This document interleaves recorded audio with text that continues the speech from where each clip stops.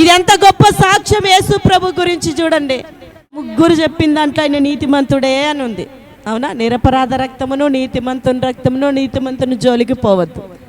ఆయనలో నీతి తప్ప అవినీతి లేదు, దుర్నీతి లేదు, అక్రమం లేదు, మోసం లేదు.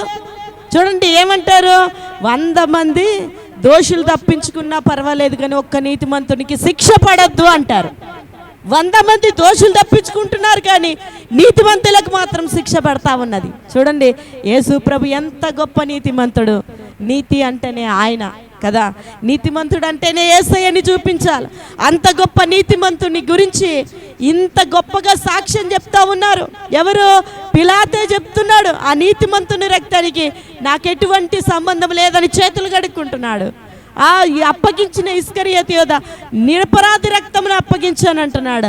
పిలాతు భార్య వచ్చి నీతిమంతుని జోలికి పోవద్దు. ఎవరికి తెలియదు యేసు ప్రభు నీతిమంతుడని? అందరికీ తెలుసు నీతిమంతుడని.